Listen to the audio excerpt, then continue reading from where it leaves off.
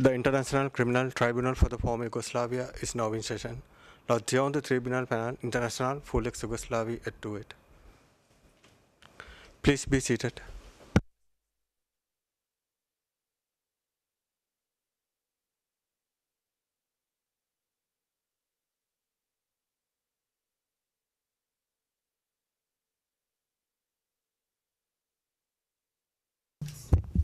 Good afternoon to everybody in the courtroom and to those who are following these procedures. Welcome back again after the summer break. Mr. Registrar, please call the case. Good afternoon, Your Honors. This is case number IT 0588/2, the prosecutor versus Zdravko Tolimir. Thank you. Thank you very much. And I would like to call for appearances because it's a very special day or special week. The prosecution first. Good afternoon, Mr. President, Your Honors, Peter McCloskey and Janet Stewart for the prosecution. Thank you very much. And the defense? I see Mr. Tolimir is present. Thank you, Mr. President. Greetings to everybody present. I wish that we have a successful continuation of all this and that everything is completed according to the God's will. Present on behalf of the defense are myself and Mr. Alexander Gajic. Thank you once again. Thank you very much. This is our first sitting since 21st of February of this year. We are sitting today for the closing arguments in this case. The prosecution and the accused filed their final trial briefs on the 11th of June 2012. I would like to go to a private session just briefly.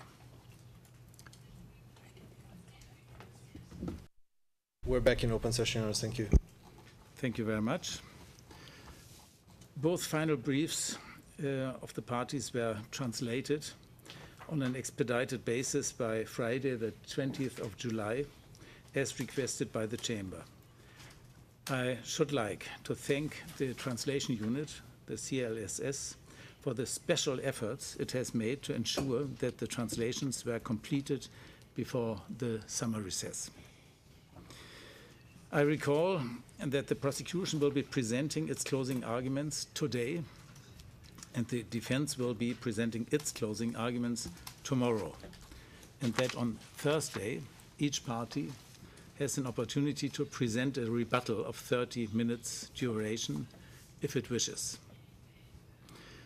This morning there was informal communication from the Chamber to the parties about 15 exhibits, which are at the moment marked for identification. I would invite the parties to be prepared to deal with that matter to resolve the final administrative problems on Thursday after the end of the closing arguments. Mr. McCloskey, before I invite you to make your submissions, I should remind you that they need to be completed by the end of today. Please bear that in mind. You have the floor.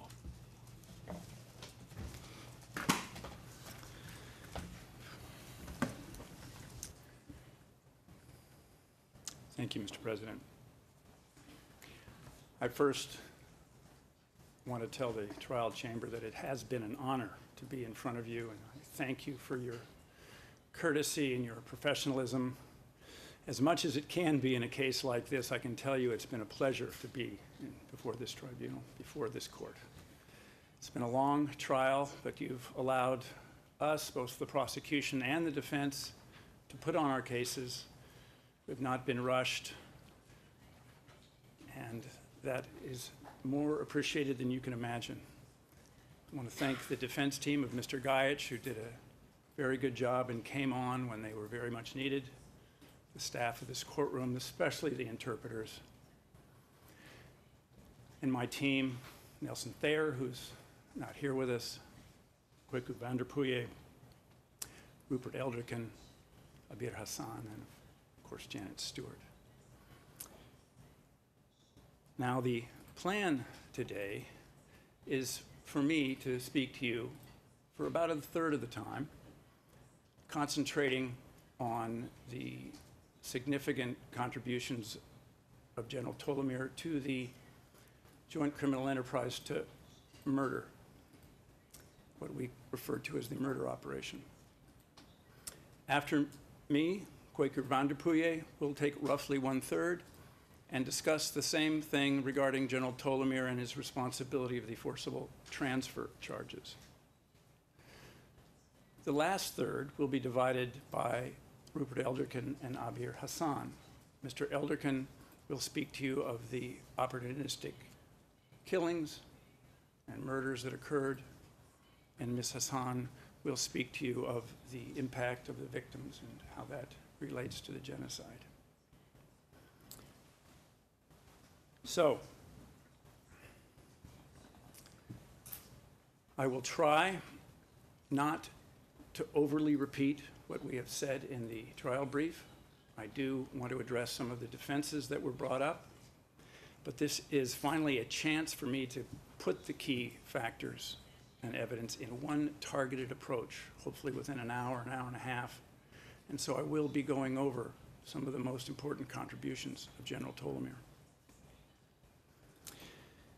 From 13 July through 16 July, and even beyond that, the VRS summarily executed over 7,000 men and boys of Srebrenica.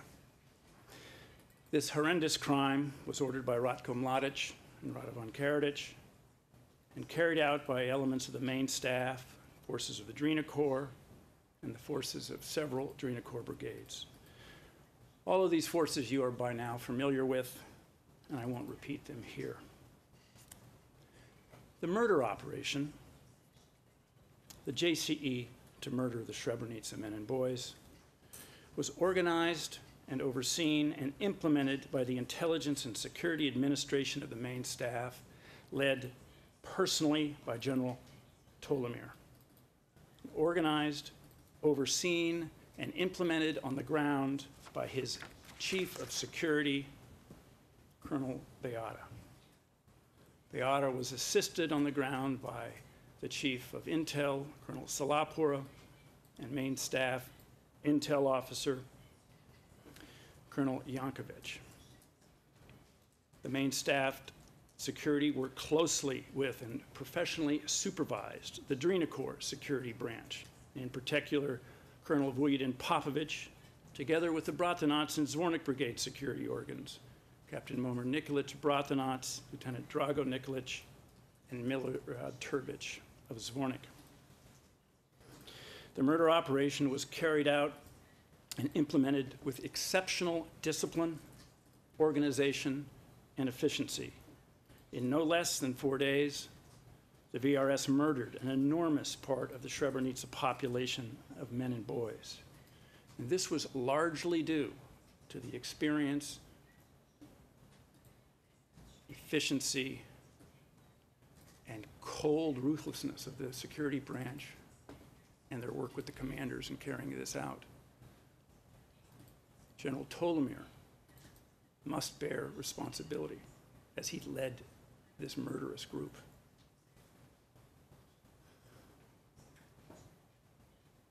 The operation was conducted in a traditional military command according to the principles of the VRS, and the chain of command was strictly adhered to.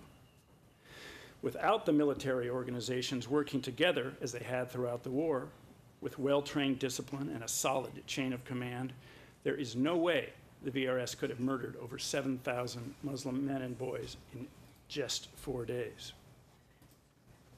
The adherence of the chain of command and military discipline is what allowed this terrible crime to be committed so quickly and efficiently. The fact that the VRS remained disciplined, organized, and respected procedures in the chain of command is an essential foundation by which all the evidence must be reviewed. It does not, by itself, of course, negate the prosecution's duty to prove beyond a reasonable doubt the contributions of General Tolimir. But once we see this working as it should with the people and the places doing their job, It provides you with a very important foundation by which to judge all the evidence. The defense is, of course, very aware that a functioning chain of command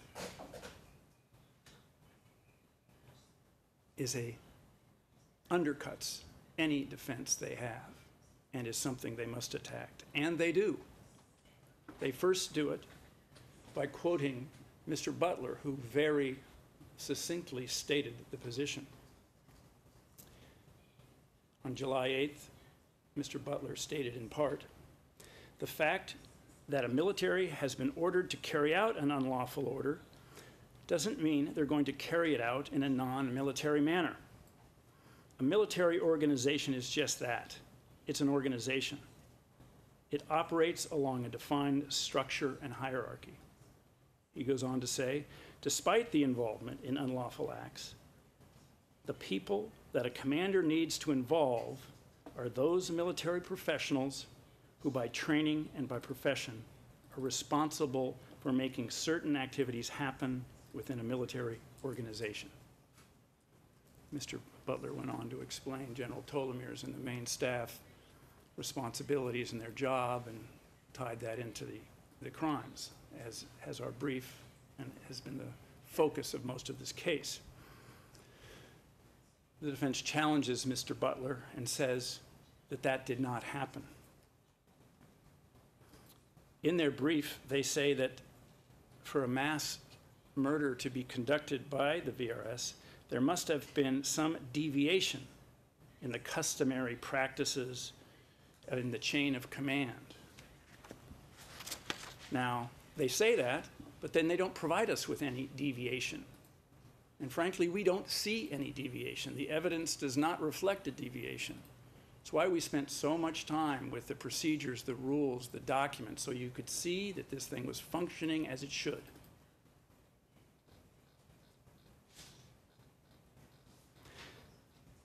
The only deviation that we see is that instead of caring for the prisoners in their custody as they should and delivering them safely and securely to the Botkovich prison camp, they delivered them to the killing fields of Rahovac and Petkovsky and other places where they were in a systematic and organized fashion summarily executed by firing squad.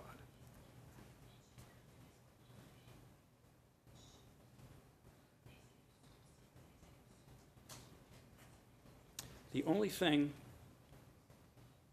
the defense really tells us is that General Tolimir was in Žepa at the time. Now, of course, this is no deviation. Perhaps we're to infer from the fact that he was in Žepa that he was somehow not involved. But of course, as you know, Žepa is within the Drina Corps zone of responsibility. It's very close, very connected to the Srebrenica events. General Tolimir was within comms the entire time that he was there, and as chief, or the head man of the intel and security of the main staff, he was clearly responsible for the events that were going on in the main staff, as well as his responsibility in Žepa. So by purely saying that he is in Žepa provides no defense whatsoever.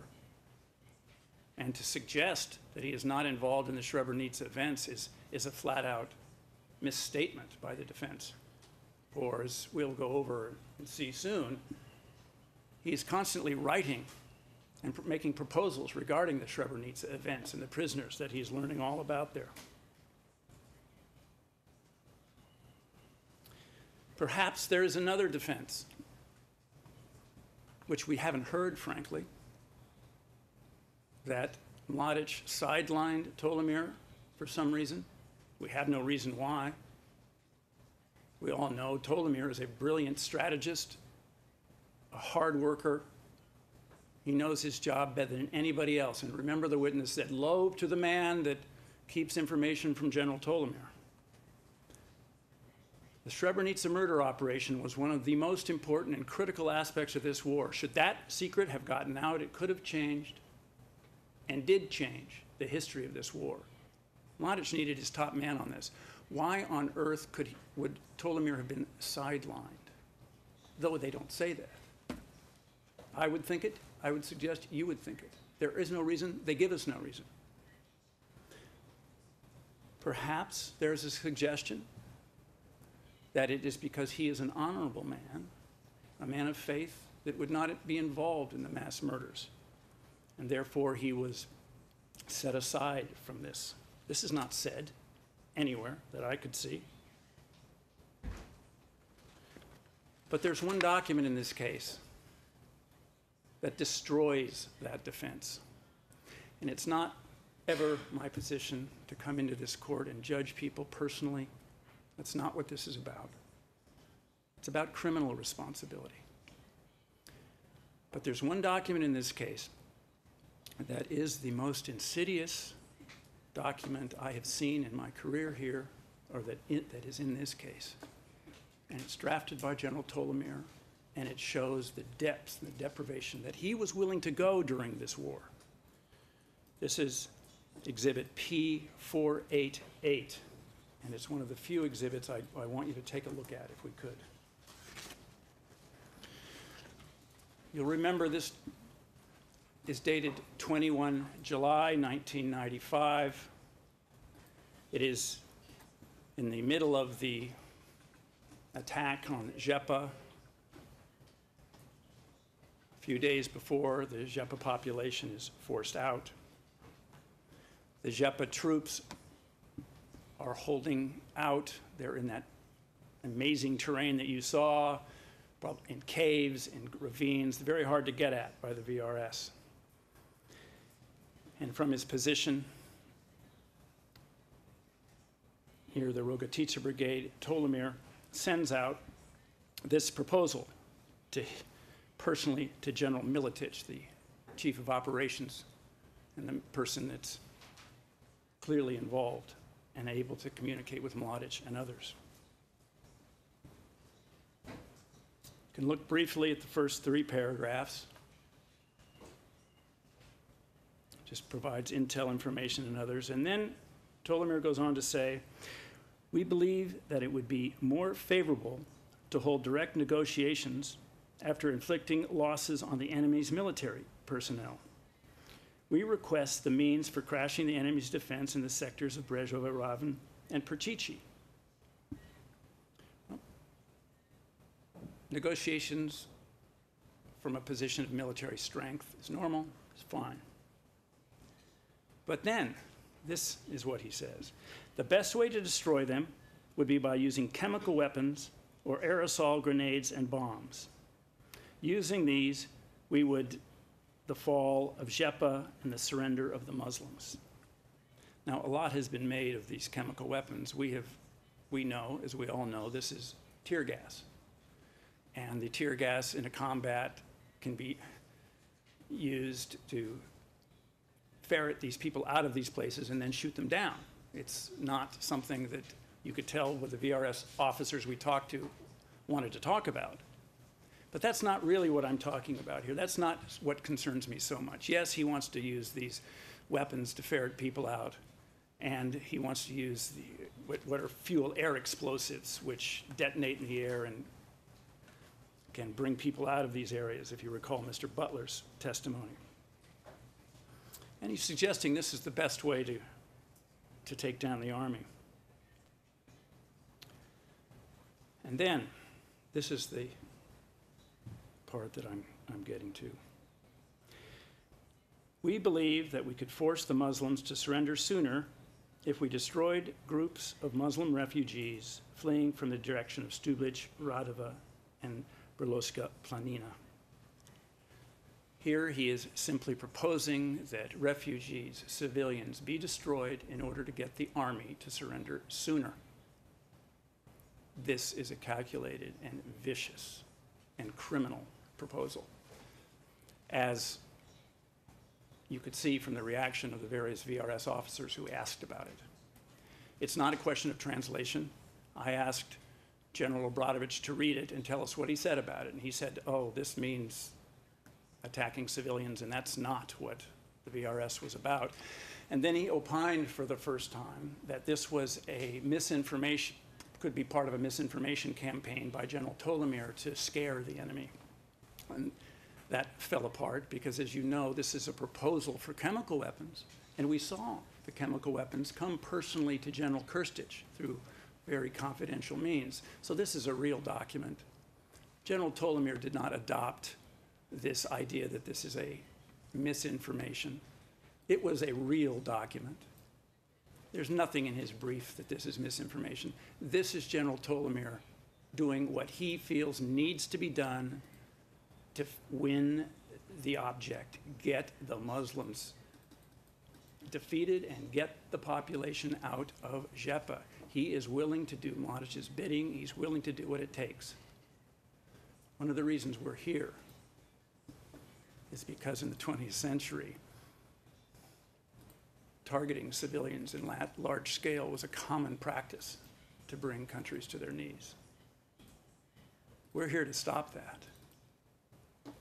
General Tolimir tried to make it happen. I don't know if it happened. We don't know if shells fell on civilians up there, but the fact that he is able to target civilians, women and children, provides a clear indication to you that he is capable of leading an operation to murder the able-bodied men of Srebrenica. There's no reason to bring Tolimir out of the chain of command. He is the man that'll get the job done. He will do what it takes. Now, I'd like to get into the specifics of his involvement.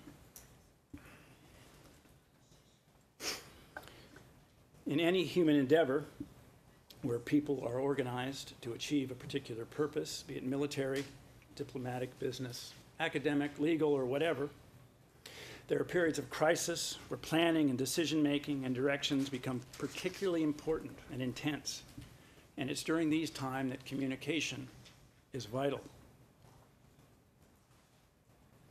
It's also, as we see during these periods of crises or critical phases, that the VRS was most likely to let their guard down and perhaps put in something in a document that they wouldn't have otherwise, or say something over an open line. And so what I've done is I've divided this case into 10 critical phases, roughly along chronology, but I don't want to be bound by a pure chronology, and talk to you about each one of them and General Tolimir's involvement in them. The first critical phase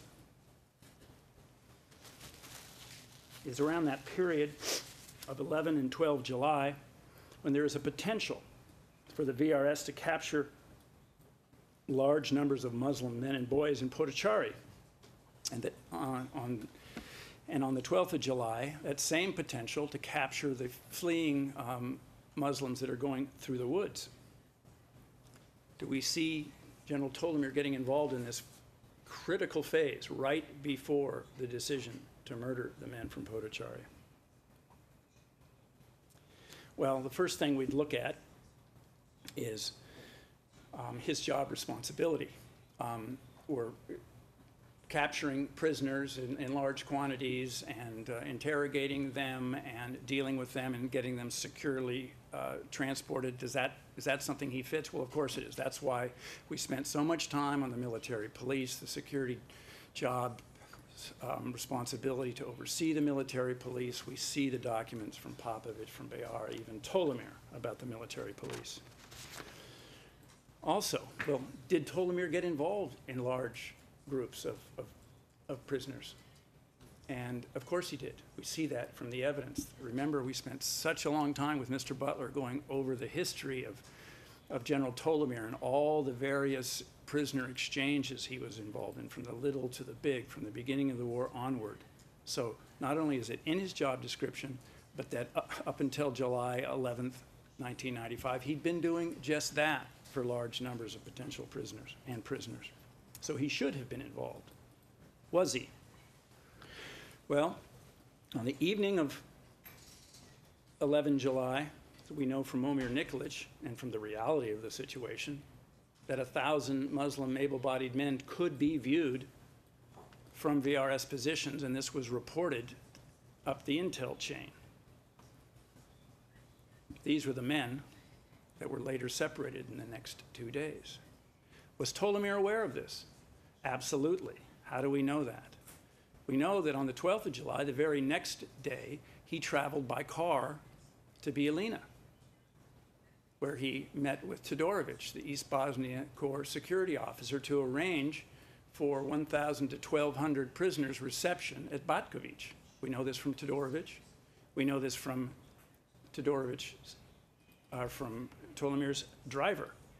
So clearly, Tolimir at this point is keyed in on these 1,000 potential folks even before they're separated and arrested.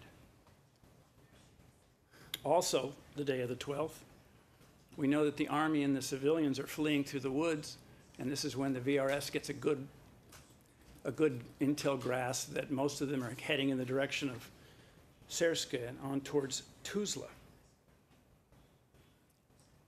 Does General Tolimir become aware of those folks? Well, the answer is absolutely yes.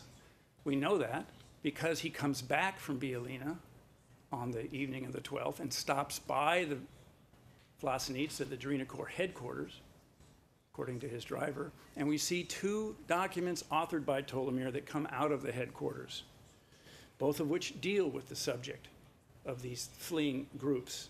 And he says, and I quote, in the first one, which was exhibit PO 2203, prevent armed Muslims from illegally reaching Tuzla in order to arrest them. Of course, we need to take prisoners. The next document he sends out shortly after that in the late evening is exhibit D64, and it talks about the same topic and says, and to prevent the withdrawal of enemy soldiers, and I quote, and to capture them.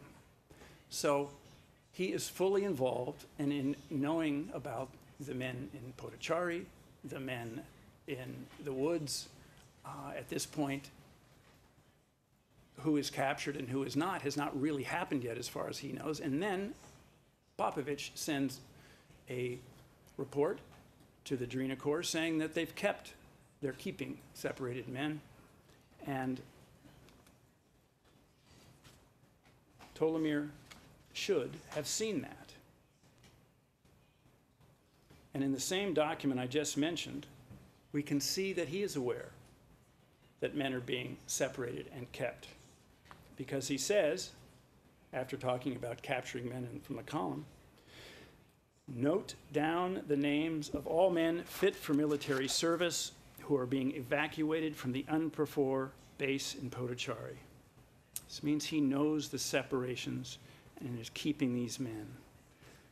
There would be no reason to note their names down if he is merely referring to men that are being shipped off to Kladan. It serves no purpose to note their names. The men go off to Kladan, they're in the BAIH, the names don't mean anything to them. It's only if they're going to keep them and screen them, which as is their right, to determine if they're good intel sources, they're perhaps war criminals, they perhaps army that they can keep to exchange. So he knows about that. He knows that their men are being separated, and he sends out this order to note down names. Now, the next, I will comment on what that means in our view relating to his knowledge in the murder operation. And that brings the next critical area, and that is the decision to kill the approximately 1,000 Muslim men that are in Potocari. And there is no evidence in this case that General Tolimir was consulted before that decision was made or that he was involved in the original decision. In fact,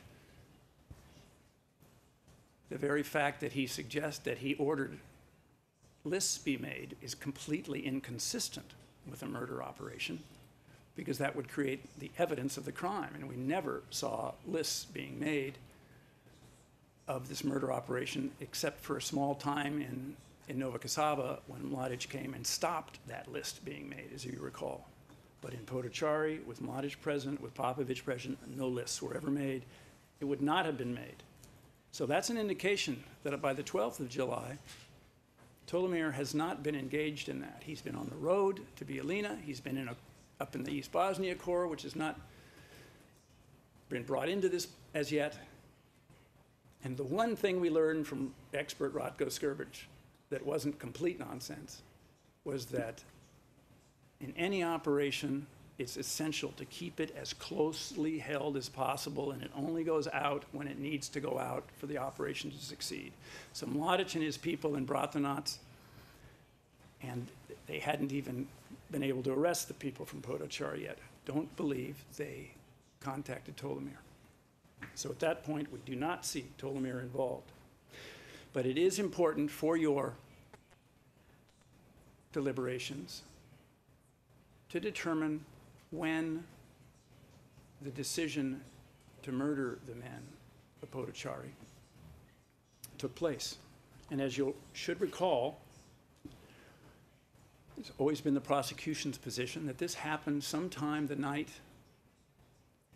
late night of 11 July when Mladic and Krstic, Jivanovic, Popovic were together at the Hotel Fontana, and they found out about these men. And before the 10 o'clock meeting, when Mladic announced that he would be screening men captured in Potocari, men 16 to 70. So clearly, by the morning meeting, when Mladic says men 16 to 70 will be screened, Mladic has made a decision what to do with these men. What was that decision? Well, go to the testimony of Momir Nikolic, it's very clear. Popovic, after the meeting, tells him to begin separation processes and identify areas that these men will be killed. Nikolic gives him the name of the Siglana, the brick factory, the Sase mine. Now, Momir Nikolic, any person that testifies pursuant to a plea agreement that was involved in the events must be viewed with great caution by you. You need to carefully look at everything he says, and it's that material that is corroborated that can be used in your judgment. But in corroborating this kind of evidence, you can look to the entire set of facts and circumstances. One thing to look at in this particular case, the Siglana brick factory. Look to Deranic's testimony. This is, according to Deranic, was where Beara was trying to kill people on the 14th. And it's no coincidence that Beara is using the brick factory and Momir Nikolic has told Popovic to use the brick factory. But fourthly, as a factor in determining when the murder operation occurred is, Mladic says he's going to screen the men for war criminals. There is no screening done. Mladic flat out lied. No significant screening. They did not even minimally keep IDs. IDs were piled up and burned. If you were screening, you would need to get the IDs of the men so you would be able to identify who were men of interest and who were men that could be released. Once they go to Batkovic, they're going to get registered by the ICRC and you're going to lose them. So if you truly want to screen them and be able to get people in order to, God only knows what they would want, what would happen to them, probably the same thing that happened to Polic. But you need to make lists. You should interrogate them. None of that happened in any significant way. This is the factor that you can rely on and you can bank to show that this murder operation was in play, had been decided by the afternoon of 12 July because we see no screening. In addition, the men are treated less than animals. There's little water, just enough to keep them alive. No food, no first aid. They're kept in horrendous conditions, worse than animals. You wouldn't treat an animal that way. They were clearly marked for death.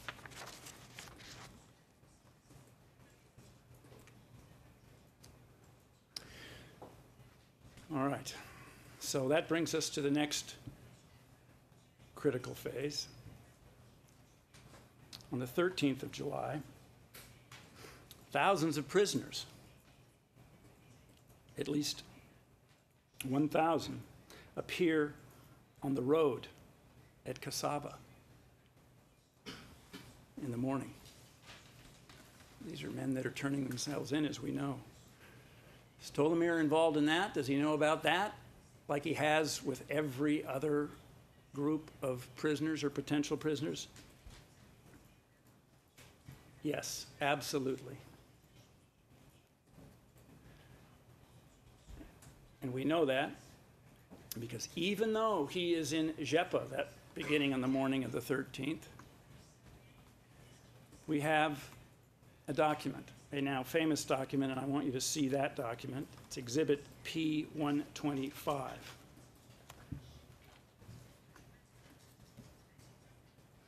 This is the document authored by Savcic talking about a proposal that General Tolimir made.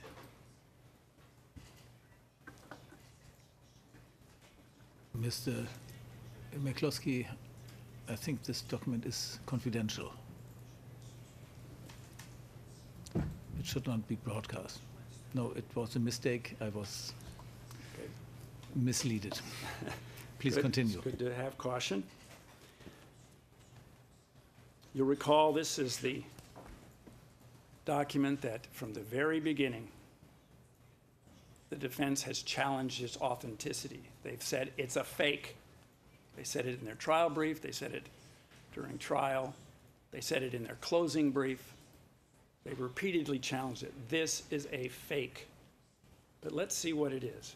We know from the testimony of General Savcic that he and Tolimir in the morning are in Borike, and that there's discussion over the telephone with Malinich, who's in Kasaba. We have intercepts to that fact about these men that are appearing in large numbers in Kasaba, and that this is a topic of discussion between Tolimir and Savcic, despite the fact that Jepa is due to start on the 14th. Tolimir is completely involved in this and receiving detailed information on it. We know that. Whenever you see a Tolimir document, don't forget it's basing information that he has received. It's not just a one-way street. He doesn't send out these proposals unless he gets the material. We only have a fraction of the material in this case. So he is getting quite a bit of information. Look at the proposal.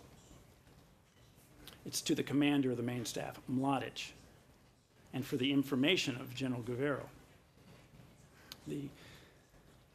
and the commander of the military police, who's Malinich, and it's order. So this is an order. And then it leads with a factual background about the 1,000 members of the former 28th Division that are in the area of Kasaba and under control of the MP Battalion of the 65th Protection Regiment, a main staff asset. And then it says, then Savcic says, Assistant Commander for Security and Intelligence Affairs of the GSVRS proposes the following measures. Then he lists the 4 proposals, all of which have to do with secrecy, normal secrecy to hide the operation that's going on. But what has always been considered abnormal was this 4th proposal. Once the commander of the military police battalion receives this order, he shall contact General Mladic and receive from him additional orders and verify if the proposal has been approved by the commander of the main staff. I'm sorry, I've got the wrong one. I meant 3. The commander of the military police battalion shall take measures to remove war prisoners from the main Milichi-Zornik road, place them somewhere indoors or in an area protected from observation from the ground or air. Now, Savcic told us, as we knew otherwise, that the only people that had access to the air in the daytime was NATO. And so this is a deliberate attempt to hide these large number of prisoners from NATO. And why would they want to do that? Mladic had told Nezamadic early that he had the choice. If they surrendered, they could survive. If they did not, they could disappear. Well, this is Tolimir's effort to be consistent with Mladic's order and make them disappear. We asked Savcic to give us an interpretation of what this would be about. He didn't say it was authentic. He didn't say it was not authentic. And when first asked about this, his explanation was, well, we would have been concerned that NATO would have thought that these large group of people were in fact Serbs and would bomb them. I mean, this is so absurd that this clearly goes to the consciousness of General Savcic, knowing that this is an inculpatory document and he's doing his best under questioning to get away from the truth. That's exactly what General Tolimir's continued allegation that this is a fake is all about. If this is just a document trying to keep military issues secret, why isn't it said so early on and frequently by Savcic, by Tolimir, by anyone? It's not. The one thing you got, finally in the trial brief, oh, if you believe this isn't a fake, well then it doesn't mean anything anyway. There's nothing wrong about it. Well, you can't unring that bell. You can't call this document a fake over and over and over again and ignore the key evidence of a soldier, Danko Gojkovic, who recognized his handwriting and said that this kind of document is the kind of thing he sent. I won't go over all the evidence with you of how genuine this document is. It's immense. We found another document in this collection that was by the same typewriter, the same typewritten.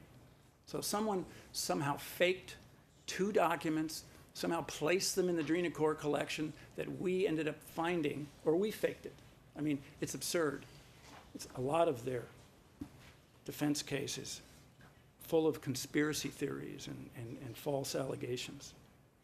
This document, this proposal, is a significant contribution to the murder operation, to keep it secret, to keep it quiet. Everything says that. All the factors in this case lead to that conclusion.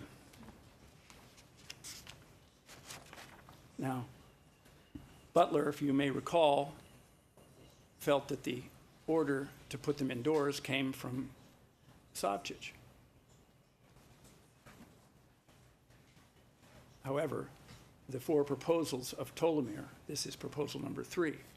So in any event, as Mr. Butler said, this document is a joint effort of Tolimir and Savcic to hide those prisoners pursuant to the murder operation.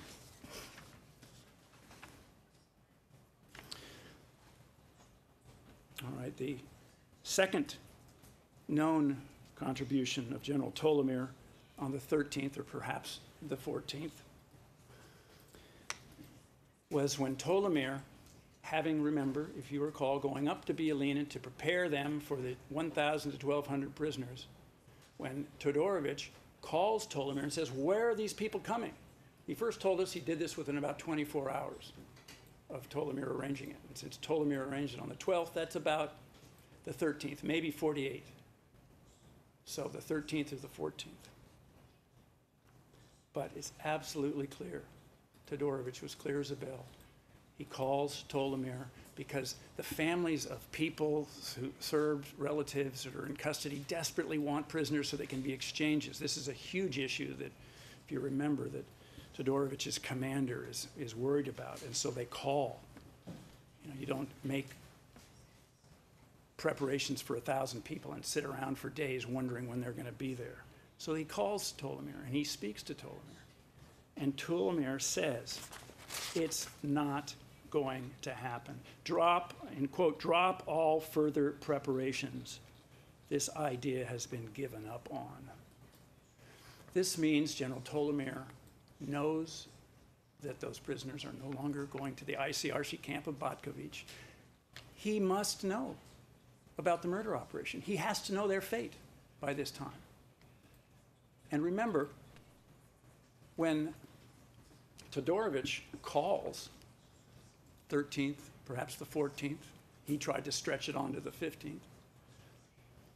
Tolimir clearly will have known about this before Todorovic called. Because Tolimir was the one that was so personally involved in getting to Batkovic, he has to be told and informed and involved in the decision not to send him to Batkovic. And if you recall, the decision to send people to Zvornik was made the afternoon, evening of the 13th of July. In fact, the first group went up on the 13th of July to Zvornik. So there's no way that by the evening, early evening of 13 July, when the VRS has decided to send people to Zvornik to be executed, they have not told General Tolimir. It was his job to get them to Botkovich. Now they're going to their death in Zvornik. He has to be told. So, by the evening of 13 July, there's no doubt now that General Tolimir is fully aware and engaged. He's still in communications. He's still the top man in intel and security. He's at Borike. They even have a line to Bokshanitsa by the 14th of July. So the next critical phase happens later that evening. First, we have the afternoon when the thousands show up. Surprise enough. By the evening, it's now, according to the VRS intercept and the rough records, 5,000 to 6,000 people in that area. Now remember, they started the killing on the morning of the 13th of July at the Yadar River, where they had an execution squad and a busload of people pulled away from the transportation operation of the women deliberately to kill people along the road. That kind of thing does not happen without the command's involvement. And then later in the day, around 5 o'clock, 5:30, they murder 1,000 people at the Kravica warehouse. And so by the time we have the evening come around, there's 6,000 people, 5,000 to 6,000 people that need to be put indoors. People are dead at the Yadar River. They're lying dead in the Kravica warehouse. Is Tolimir aware of this? Does he know that thousands show up? Absolutely. Absolutely he does. We know that.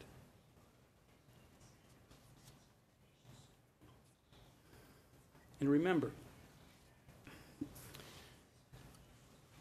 they've tried killing people at Yadar. They've tried killing people they have killing people. They've killed people at Kravica. But now they have not 1,500 to 2,000. They've got 6,000 people. And there's internationals going up and down that road. Dutchbat is still trying to get to Kladan. ICRC, MSF, UNMOS. These people are in Bratunac. These people are in Potocari. The world is focused on that particular area. They've got 5,000 people. They've got this huge issue. They've got to get them out of there. We see this. At this critical juncture, look at Daranic again. Daranic is trying to get the Milici people to take these folks. Milici won't have anything to do with it.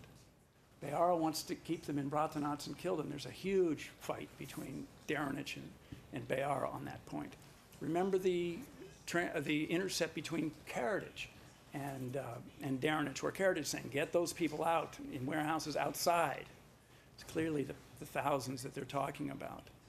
And they finally decide, as Beara sends Momir up to Zvornik, that they get them to Zvornik. Well, is Tolimir engaged in this controversy and this critical decision on how to best dispose of these 6,000 alive people that they can't possibly murder in Bratunac? Of course he is. He's been made aware of every other movement of prisoners. So of course he is, and we know absolutely the defense acknowledges this because of the next document. This is a document, I don't think you need to see it, but it's late night, the 13th of July,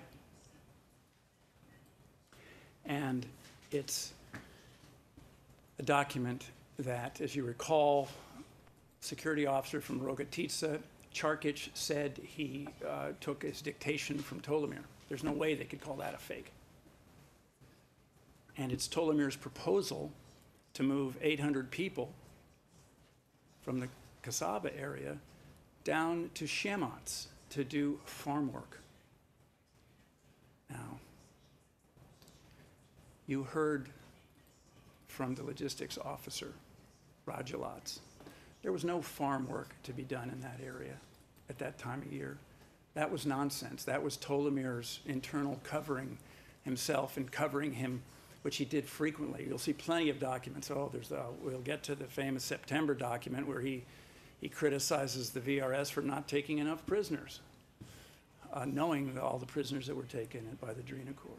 He throws in the Geneva Conventions when he doesn't mean it. Well, this was an internal security designation to hide his true intention. Basically, move 800 people secretly down to Rogatica to try to relieve the burden off Zvornik and Bratanac and to enter into this. It's personally to Guevara. So, and remember, Yada River at this time, dead. Kravica, dead. Probably 100 people around the Vuk Heritage School dead. And who is implementing this but Beara, Solapur, Yankovic, Popovich, all the whole security branches. So by the evening, late evening of 13 July, when Tolimir admittedly sends this document down, he is fully engaged. And this document, I wouldn't be surprised if we found a mass grave down there someday, but we do not have any evidence that this proposal was taken up on. But that is planning. It's part of the planning process. When senior officers make proposals to do things, it's part of the planning, it's pursuant to the murder operation, whether the 800 are designed to be killed or not. He knows the rest are going to be killed. And all the 800 were killed. But this is where it gets absurd. Of course he knows, and he's engaged, and he's writing about it, and he's receiving information on it. The defense's explanation for this is that, oh, this is just him making his effort to give them adequate accommodations, some such thing. When you saw those awful Kravica, worse than Kravica warehouse-like buildings, barely good enough for animals, if that. And that's exactly the kind of place people were stored and butchered. Tolimir got intel from Charkic or the commander and was able to fill that in. I think he says in his brief, oh no, it's not those places, it's the houses along the road. 800 people are going to fit in those houses? This is absurd. I'm surprised they even suggested as much.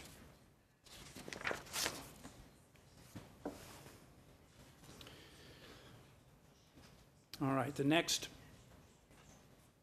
critical phase, now that by the evening of the 13th, the decision's been made, everyone's going to Zvornik.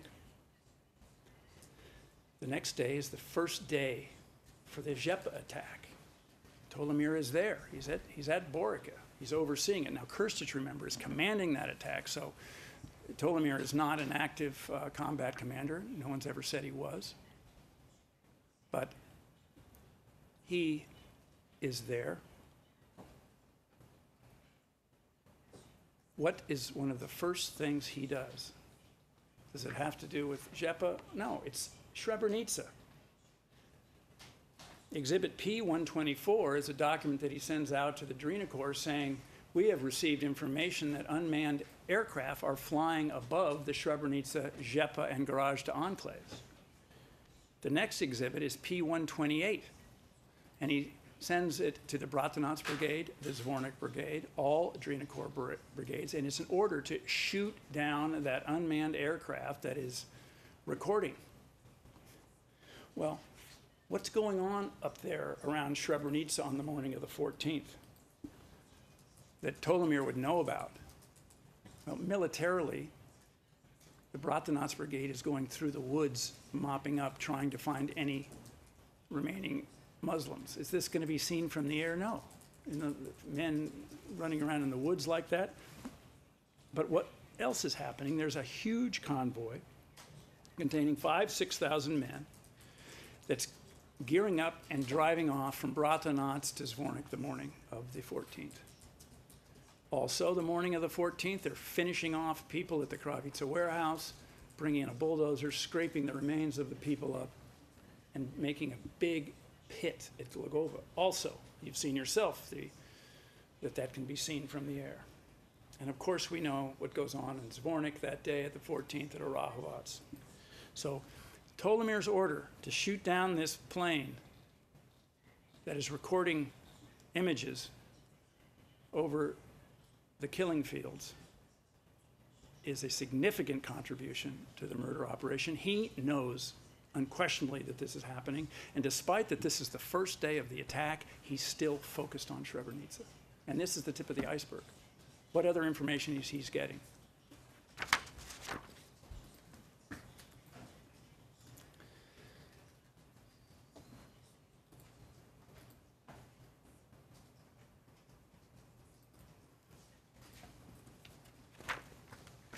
Now, at this period of time, which, just to remind you, our critical point was the job of secretly executing and burying thousands of prisoners as soon as possible, 14 through 16 July. He issues the order to shoot down the unmanned aircraft. We don't hear from him much after that, but we know that Beara, Popovich, the security branch, Salapura, are organizing and implementing the murder operations in Zvornik, at Rahovas, at Petkovsky during this time. And there is a document, I won't put it up on the screen, it's an exhibit in the case that shows all the security branch personnel at all the crime scenes during these days. And Beara is leading it from the headquarters of the Zvornik Brigade and is on the ground. Popovich is all over the place, as are Nikolic and Turbich. Tolimir is leading it from Zhepa. The other thing I won't spend a lot of time on, but on the 14th, Tolimir is within communications. And we know from the evidence that on the early of the 14th of July, Salapura called the Zvornik Brigade duty officer and left a message that Drago and Beara are to report to Golic. That's got to be Drago Nikolic. We know who Beara is. Pavle Golic is the intel officer at the Drina Corps in Vlasenica, who is coordinating communications of the murder operation. So there's no way Salapura is passing on messages to Beara without Salapura being involved in the murder operation. Clearly we know Beara and Drago are. And information is being focused on Golic at the Drina Corps Brigade, which in turn goes, of course, to the main staff. And Tolimir has access to the main staff information at all times from where he is. That's been clear. Spent a lot of time on that in the brief, and you'll see that the communications show that. Salapura says he doesn't remember this call, but he doesn't contest it and suggests he received the information from Mladic, but he says it should have gone through the staff, meaning, of course, Tolimir. On the evening of the 14th of July, the Zvornik Brigade receives a call and a message that Beara is to call 155. So the evening of all these mass executions going on in Arahovats and Petkovsky, there's a call to call 155. And I'm sure you remember 155 is the line that is picked up by the operations room in the main staff. This is a room that Tolimir is eminently familiar with, can access from Borica, from Boksanica, from Rogatica, from the forward command post at Krivace. He's also got portable radios that he's called in. This is where the hub of information now is, and Beara is having to report naturally. Beara is the subordinate of Tolimir. Tolimir suggests merely that that he does not oversee Beara, that he does not command Beara. He just says it with no backup. Completely disregards the testimony of Obradovich and Milovanovic, who clearly establish that as the top man at Intel and Security, Tolimir is the commander of his staff. Beara, Salapura, Yankovic, as the other assistant commanders are the commanders of their staffs. They're not military combat commanders, but they are commanders. They have the right to order. They're responsible for the work of those people. They don't deal with that at all. Maybe we'll hear something today about that.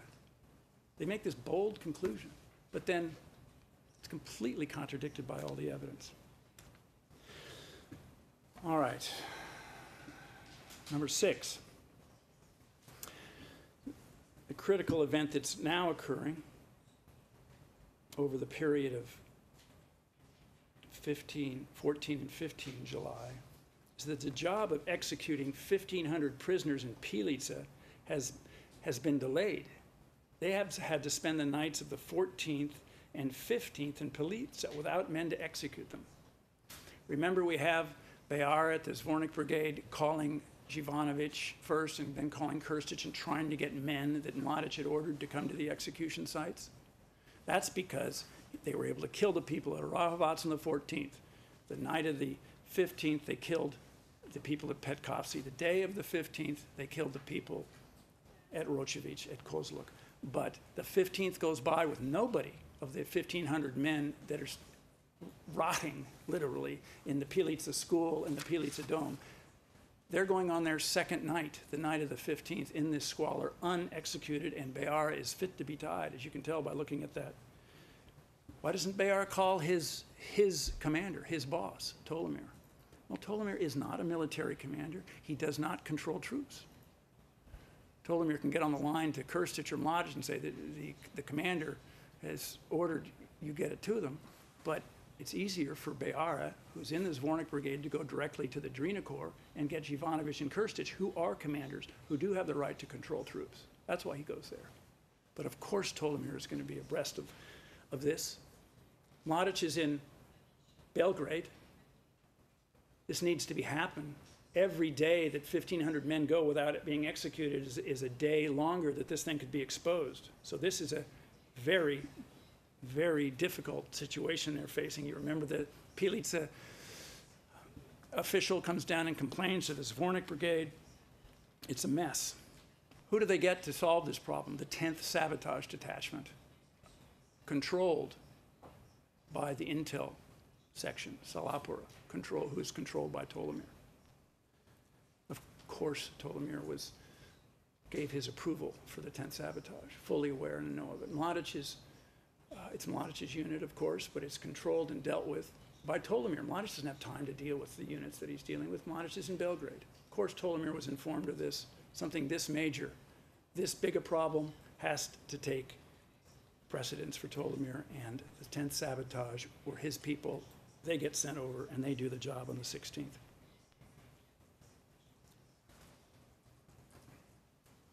Also on the 16th, the main staff orders the Drina Corps to continue the murders at Pilica. Remember, we have an intercept. Sarovic, probably the duty officer at the Drina Corps, says to Bayara that Turkula, the main staff officer, I think for artillery, Turkula was just here and wants triage to be, and is passing on from above. The triage needs to be done on the prisoners in Pilica. Then we have the intercept where Bayar and Sarovic get on the phone, and Sarovic is telling Bayar this. Bayar says, don't talk about it over the phone. So we have Turkula coming from the main staff on the 16th, telling the Drina Corps to make sure those prisoners are killed. Tolimir has full access to the main staff and the information. In fact, I'm sure is coordinating it in the efforts of his subordinates on the 16th.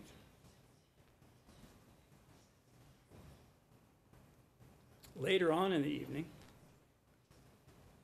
Tolimir goes to Crna Rijeka. We know this from Kasarevic. This is critical testimony. Kasarevic gave us a statement early on, before really understanding how it was going to be used. Tolimir is there. Mladic is there.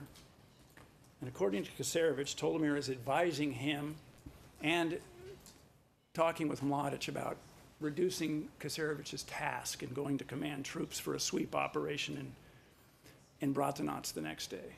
Well, what does that mean? The evening of 16 July, 7,000 Muslims are almost dead.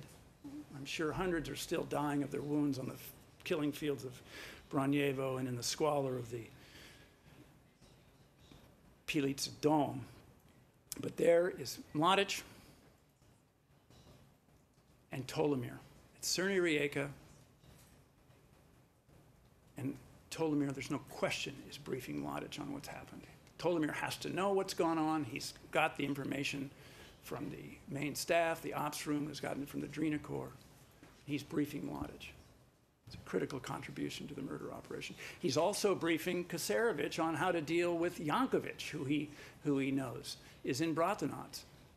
But very importantly, remember, Kasarevich said to us, oh, Tolimir told me Beara was in the Drina zone. In the interview, which is in evidence, Kasarevich said, Tolimir told us Beara was at the Drina Corps headquarters. So Tolimir is not only briefing Kasarevich on what Yankovic is up to, he's briefing him on Beara, the man that they won't even talk about. Another outrageous point in the brief. Oh, Beara, we're not going to talk about Beara. Naval Captain Beara, as if the fact that he's a naval captain means something. Here is direct evidence that Tolimir is aware that Beara is in the heart of darkness in the Vlasenica Brigade on the key night of the 16th when people are dead and dying all over Pilica. And they're thinking about killing these poor MSF workers. I won't go through all the detail on that. But I refer to that. It's part 7 is the job post 16 July. What to do with the Muslim men in Bratunac and who should be executed and who should not be. I'll merely remind you of the documents Yankovic wrote explaining this problem. What do we do with the MSF? And that amazing and outrageous intercept where Djurdjic, the person that deals with internationals, says to Yankovic over the phone, well, are they able-bodied? Well, yes. He goes, well, you know what the procedure was. You were in Bratunac the previous days. And they get in an argument about it. And it ends with, wait until Tosho gets there. He and the commander will decide. It's about the third reference to Tolimir being involved in this whole situation where MSF can come involved. So they're clearly going through Tolimir, for these issues. This, again, is part of the planning, even though, thank God, these MSF workers were not killed. Tolimir was involved in the planning and in the discussions on their fate and very smartly decides not to kill them because it's his job to keep this thing secret. You go and kill 15 MSF workers that were sitting with Dutch Bat and this organization and ICRC. I mean, it really makes things obvious. Tolimir had to put the lid on that, and I'm sure he did. All right. Point 8, the job to receive, transport, and kill 30 or more Muslims captured in Serbia and returned to Popovic on the 22nd, 23rd July. You'll remember the documents and the material showing that people tried to escape to Serbia and got grabbed and sent back. There was Muslims that actually cut themselves to try to stay. They were given through the Bratunac Brigade to Popovic. And on the 23rd of July, Popovic got the 10th sabotage and murdered them. On the 22nd of July, Popovic does something unusual. It was stupid, insecure. He gets on an insecure line and he calls Tolimir directly. The only reason he was stupid enough to do this was because it was a family issue. He had a cousin that was captured and he wanted to go directly to Tolimir to get the information. But in that conversation, he says, oh, I'm doing work. Now, this is the work he's doing. He's about ready to butcher 30 people.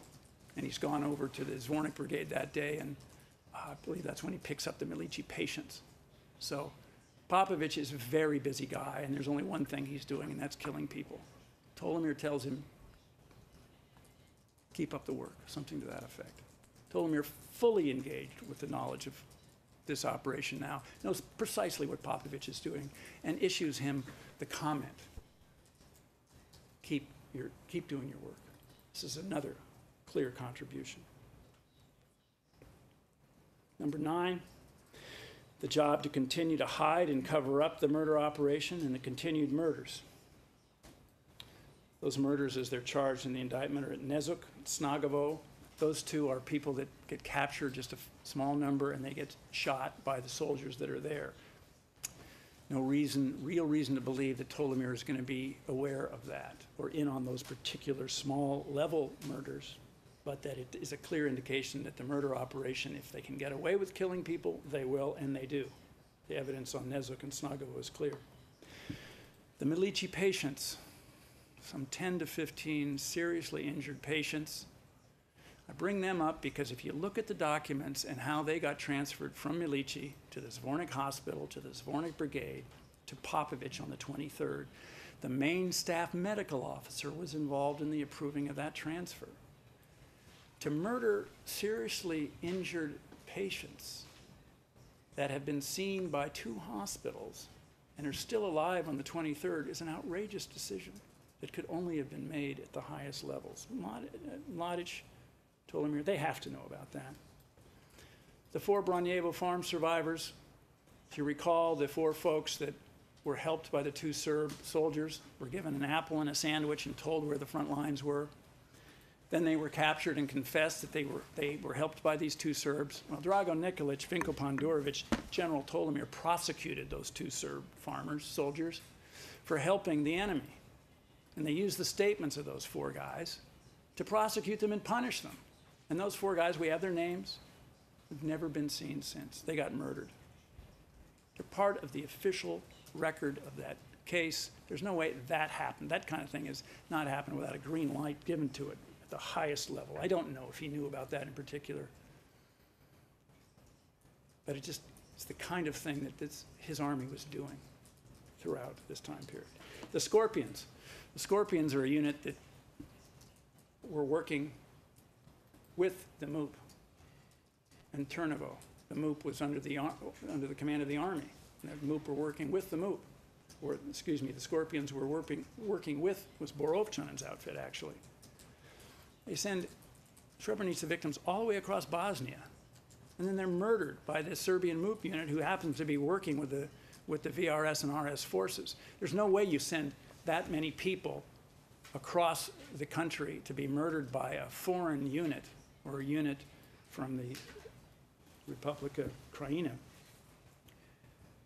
without the main staff knowing and without Tolimir knowing. Mr. Elderkern will talk about Polish. People were killed in the woods. There's one document that's particularly disturbing. It's P00755. It's a daily combat report of Rajko Kusic. And in that he basically says, today we liquidated several Muslims, and from them we learned the following, and then he gives their location and what they were doing. They clearly captured people, got information from them, and then murdered them, and then reported that up the chain to the Drina Corps command. Talk about impunity. This kind of thing does not happen unless it's part of the ongoing process of the Drina Corps and of the main staff. Now, that brings me to an end of my 10 critical points.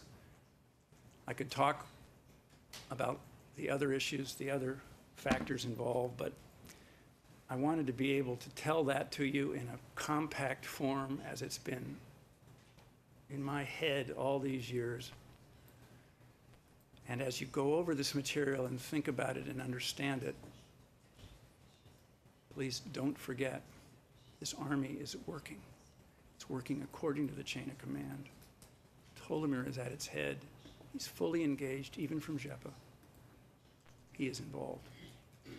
Now, I think it's a good time to take a break. We'll get Mr. van der Pouye here. I hope to have just a few minutes at the end to wrap this up. Or perhaps we can wait for the rebuttal which you have kindly offered us. But if we could take the break now, Mr. President, it would be great. Thank you very much, Mr. McCloskey. We will have our first break now and resume with the submission by Mr. van der Pouye after the break at 4:05. We adjourn. All rise. Will away.